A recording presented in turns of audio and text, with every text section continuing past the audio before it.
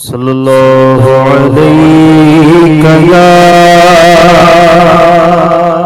رسول اللہ وسلم علیہ۔ تجھے نہیں پتا کہ تیرے سر میں کتنے بال ہیں، اور اللہ کے نبی کے علم غیب کا وہ عالم اللہ قرآن میں فرماتا ہے وَعَلَّمَكَ مَا لَمْ تَكُنْ تَعْلَمْ، اور اے محبوب تم جو نہیں جانتے تھے ہم نے سب کچھ آپ کو سکھا دیا، ہر چیز کا علم آپ کو عطا کر دیا۔ اللہ تو کہے ہر چیز کا علم عطا کر دیا، اور قرآن میں دوسری جگہ ارشاد اللہ کا ارشاد ہے، اللہ فرماتا ہے اور یہ محبوب غیب بتانے میں بخیل نہیں ہے، وما هو علی الغیب بضنین، اور یہ نبی غیب کی باتیں بتانے میں بخیل نہیں ہے، کنجوس نہیں ہے۔ تو کنجوسی کون کرے گا؟ جس کے پاس مال ہوگا تبھی تو کنجوس کہلائے گا۔ اللہ فرما رہا یہ نبی غیب کی خبریں دینے میں بخیل نہیں، اس کا مطلب ہے کہ اللہ نے اپنے محبوب کو غیب کی خبریں عطا کی ہیں، اس لیے تو بخیل نہیں ہے، بلکہ نبی نے غیب کی خبریں دی۔ قیامت تک کیا کیا ہونے والا ہے اللہ کے نبی نے سب بتایا، اللہ کے نبی نے ساری باتیں بتائی ہیں۔ اس اعتبار سے میرے دوستو اگر یہ دیکھا جائے کہ اللہ نے اپنے محبوب کو بھیجا، اتنا با اختیار بنا کے بھیجا کہ وہ چلتے زمین پر تھے اور حکومت آسمانوں پہ کرتے تھے، زمین پہ کھڑے رہ کر ایک دن نماز پڑھا رہے تھے ایک میدان میں مسجد غمامہ کے پاس، نماز پڑھاتے پڑھاتے اچانک نبی کریم صلی اللہ علیہ وسلم نے جماعت کے عالم میں ہاتھ آگے کو بڑھایا۔ نماز کے بعد حضرت ابو ہریرہ رضی اللہ تعالیٰ عنہ پوچھنے لگے یا رسول اللہ صلی اللہ علیہ وسلم آپ آج نماز میں وہ کام کر رہے تھے جو اس کے پہلے کبھی نہیں کیا۔ آقا علیہ السلام نے فرمایا کیا دیکھا؟ کہا حضور آپ نماز کے عالم میں بار بار اوپر کی طرف ہاتھ اٹھاتے تھے جیسے کوئی چیز پکڑ رہے ہو۔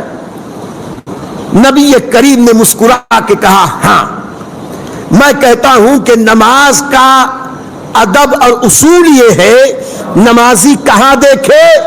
سجدے کے مقام پر، اور اگر نماز کی حالت میں ٹکر ٹکر ادھر ادھر دیکھے یا اوپر دیکھے تو حدیث پاک میں آیا کہ جو نماز کی حالت میں اوپر آسمان کو بار بار دیکھے وہ ڈرے اس بات سے کہ کہیں وہ اندھا نہ کر دیا جائے۔ حکم ہے کہ نماز میں سجدے کے مقام کی طرف دیکھو، رکوع ہو تو اپنے قدموں کی پشت کی طرف دیکھو، سجدے میں ہو تو اپنی ناک کی ہڈی کو دیکھو، اگر قاعدے میں بیٹھے ہو تو گود میں دیکھو، اگر سلام پھیرنا ہو تو اپنے کندھوں کو دیکھو، یہ نہیں کہ ایسے جھک کے ایسے سب کو دیکھے، ادھر جھک کے دیکھے نہیں، اپنے کاندھوں کی طرف دیکھو، اتنے سمٹا کے نماز پڑھو۔ اور آج ایک صحابی کہہ رہے یا رسول اللہ آج میں نے آپ کو نماز کے عالم میں کچھ کام کرتے دیکھا، نبی نے یہ نہیں کہا کہ مجھ کو کیوں دیکھ رہے تھے، نماز پڑھ رہے تھے مجھ کو کیوں دیکھا، بلکہ فرمایا کیا دیکھا؟ کہ حضور آپ کو ایسے ہاتھ اٹھا کے کچھ پکڑتے دیکھا؟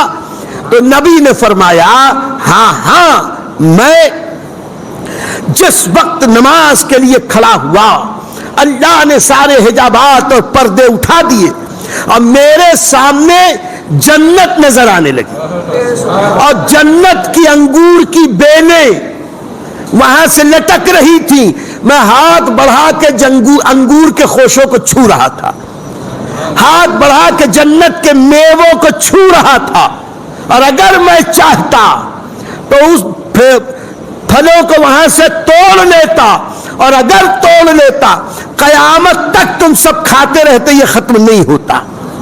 بتاؤ یہ غیب کی خبر ہے کہ نہیں؟ قیامت تک کیا ہونے والا آقا نے سب بتایا، یہاں تک کہ قیامت کے بعد کیا ہوگا سب نبی نے بتایا، مرنے کے بعد قبر میں کیا ہوگا نبی نے سب بتایا، ایک ایک تفصیل بتائی، پھر میدان محشر بپا ہوگا سب نبی نے بتایا، سور پھونکا جائے گا غیب ہے نبی نے بتایا، یہ فرشتوں کا وجود ہے، غیب ہے، نبی نے بتایا. جنات کا وجود غیب ہے، نبی نے بتایا. یہ ہوا نظر نہیں آتی، غیب ہے، نبی نے بتایا. قیامت میں کیا کیا ہوگا، میدان محشر میں کیا کیا ہوگا، آقا نے ساری تفصیلات بتائیں. اگر اللہ نے غیب کا علم نہیں دیا تو بتایا کیسے؟ تو ہمارے پاس دلیل یہ ہے، جب ابابیل کو اللہ بھیجے، عذاب کی شکل میں بھیجے، تو اتنا بڑا علامہ اور عالم بنا کے بھیجے کہ بے پڑھا پڑھا لکھا ہو جائے اور چہرے سے سب کو جان لے کہ کس کا کیا نام ہے.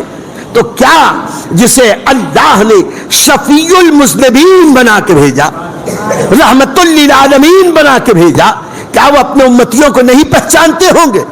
یقیناً آج سبز گنبد میں آرام فرماتے ہوئے آقا وہاں سے بھی ملاحظہ فرما رہے کہ میرے امتی اس مسجد میں بیٹھ کر میرے میلاد کا ذکر کر رہے. یہ ہے ہم اہل سنت کا عقیدہ جو ہمیں اعلیٰ حضرت عظیم البرکت امام عشق و محبت کے ذریعے ملا.